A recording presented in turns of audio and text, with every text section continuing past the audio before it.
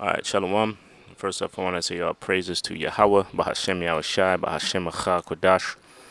Double honors to our apostles and elders, the GMS, and the elect to the elect doing work in sincerity and in truth. Shalawam. GMS precepts, Nazar Khud here. And I got this article here. This is from, what is this? This is from MSN.com. I think it's from the Wall Street Journal, but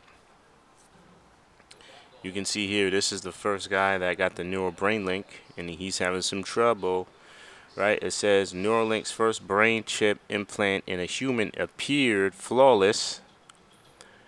Now, and then it says there's a problem, right?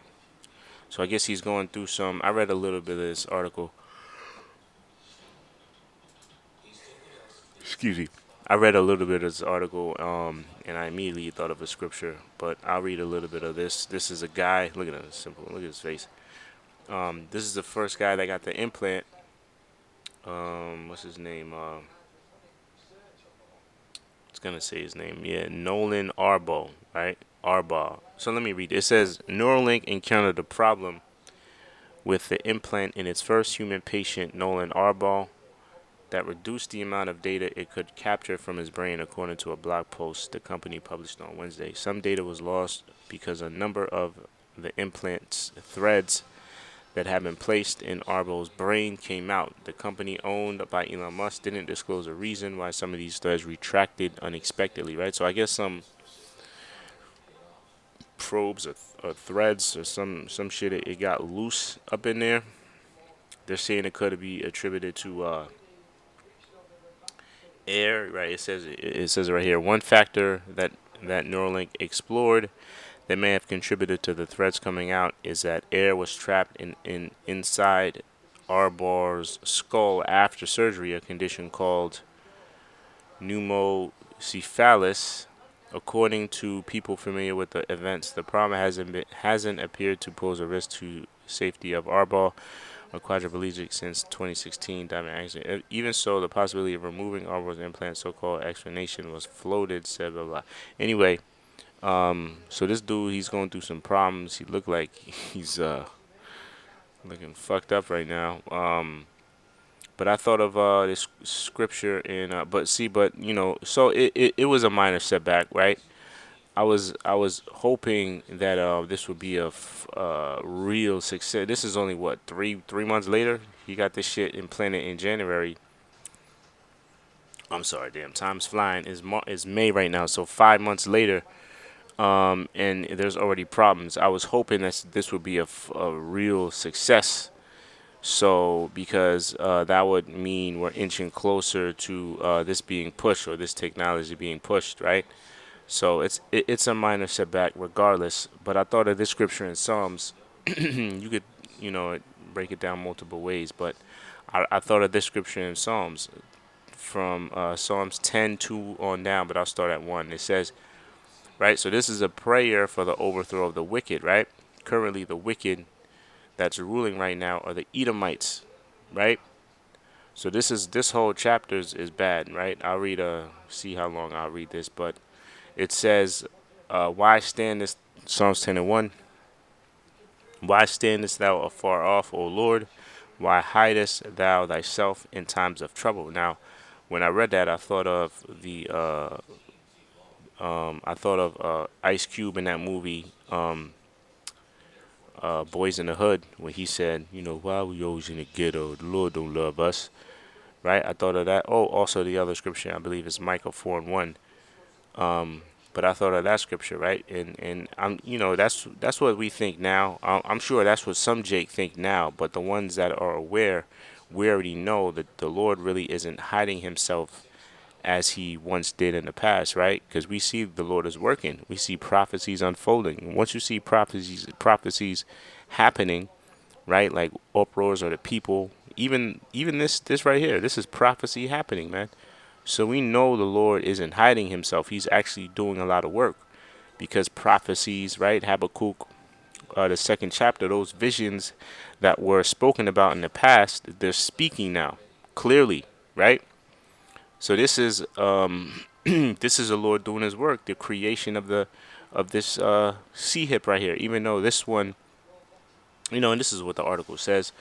Even though, according to this article, there was a minor setback, but still in all, the Lord is still doing His work, right? You got the wars and rumors of wars. You got the earthquakes in diverse places. You got all type of weather phenomenons happening. Oh, Dubai had another flood, even though it could have been caused by the seed clouding, right? But you really can't believe everything you hear. Who knows? That could have been, that could have been the Most High. That could have been something that they didn't even have anything to do with, but they just want to say it's clean sounding over there in Dubai. Regardless, you got a lot of things happening. So we understand this verse right here really doesn't apply too much. It only applies to people that are not in the know, right? Because the Lord definitely is not hiding Himself, right? It says, verse 2, it says, "The wicked in his pride doth persecute the poor. Let them be taken in the devices that they have imagined." Right? So they're devising a lot of plans to overtake us, to persecute us, to keep us in subjection, right? But little do they know, everything that they're creating is going to fall back on them, right? All the curses that apply to us is going to apply to them very, very soon, right? So one of their devices or one of their methods or plans that they want to do is have us under subjection, right? But little do they know that that plan is gonna backfire, and they're gonna be the ones under subjection. Okay, in the new world to come with the new leaders, right? Which consists of starting with Yahawah, Yahawashi, King David, and Israel, 144,000, man. You so-called Negroes, Latinos, and Native Americans are going to have rulership over our enemies, man, and that's coming very soon. Right? So their plan is to have us under subjection, but we're going to have them under subjection, man. Okay? And if this is true, here it is. There's stupid little, godlike, them wanting to be a god so bad, it's backfiring, man. Their damn chip ain't even working. You see? He said he's not able to move a mouse. He was able to move a mouse with his brain. He's not able to do that anymore because these damn stupid ass. See, you see how carnal Esau is, man. But we're gonna be able to. He wants to have spiritual power by way of machines.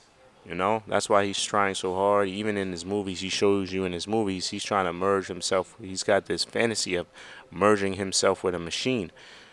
Right? How carnal is that, man? Right? When we're not gonna have to merge ourselves with a machine to have that power. That power is gonna be given to us. Okay. Beautiful, right? So back in Psalms, it says, verse 3, "For the wicked boasteth of his heart's desire," right? And this is boasting. This is an actual boasting against the Most High. What's that dude? Something Harari. He said we don't need God anymore. I mean, I don't even like to repeat that. I don't even like to say that out loud. But that's showing you the level of fear that you Edomites have. You don't have any fear, because if you did have fear, you wouldn't even think that. And guess what? Pretty soon in the kingdom, that fear is gonna be elevated, and you're not gonna even want to think that. Okay, because even if you think that, there's gonna be Israelite foot that's gonna smash your head in the ground, man.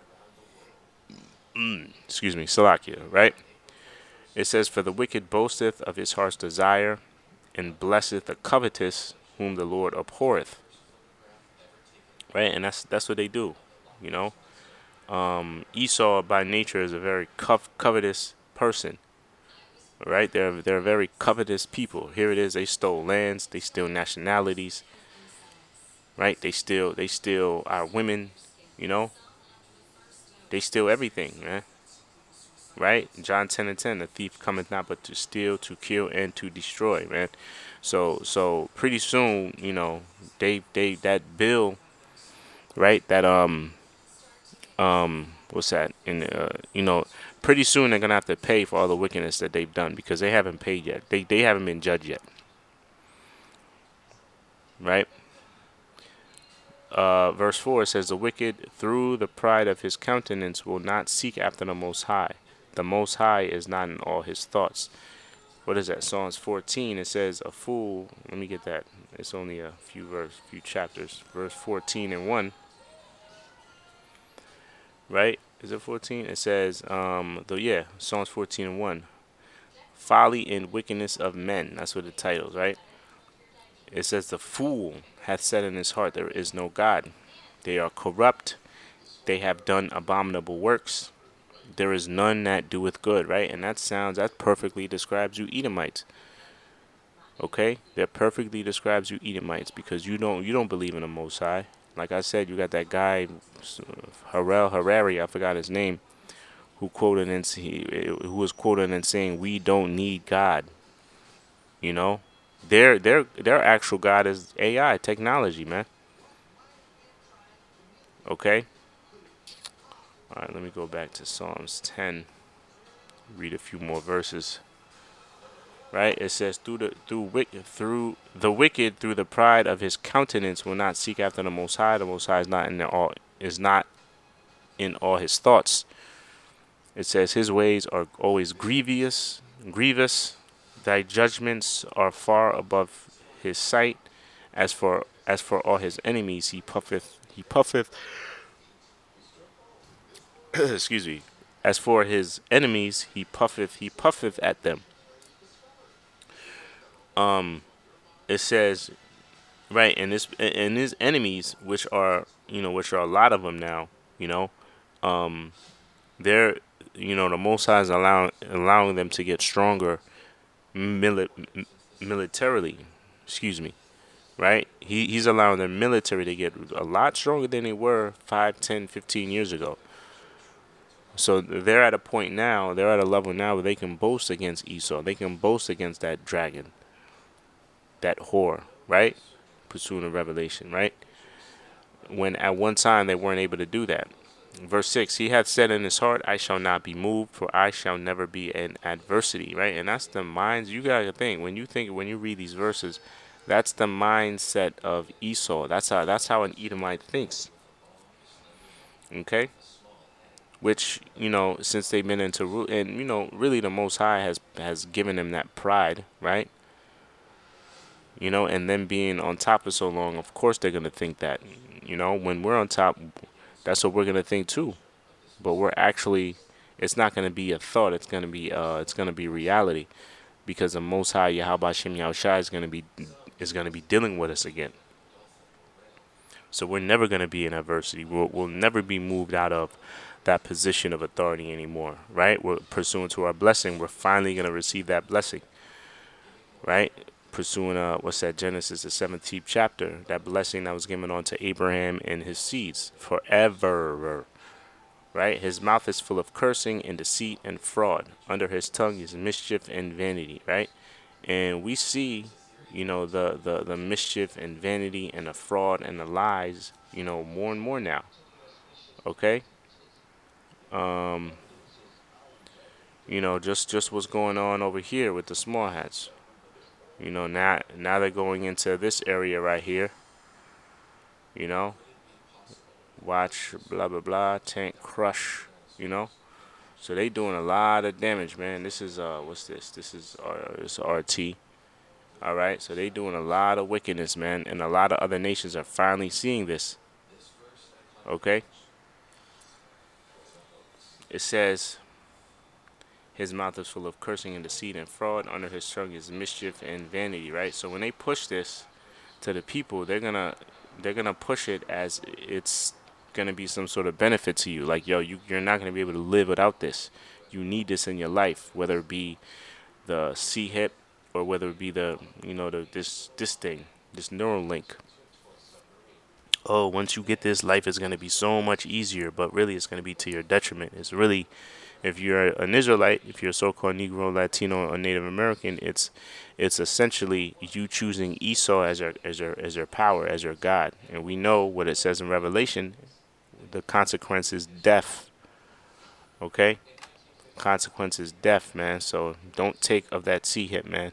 No matter how sweet of a deal it sounds. Yo, and you Esau, they're gonna do that. Oh, we'll wipe off your debt, and we'll include $5,000 or whatever dollar they're gonna call it, You know, in that in that, we're gonna include that in your see it, man. If you get it right now, right? Verse 8: He sitteth in the lurking places of the villages, in the secret places doth he murder the innocent. His eyes are privately set against the poor, right? And we know the poor of this society is you so-called Negroes, Latinos, and Native Americans, right? It's saying he lieth in lurking places. He lieth in wait secretly as a lion in his den. He lieth in wait to catch the poor. He doth catch the poor when he draweth them into his net. That C-19 was drawing a lot of you Israelites, and to show you he don't give a damn about nobody. He even beguiled his own people.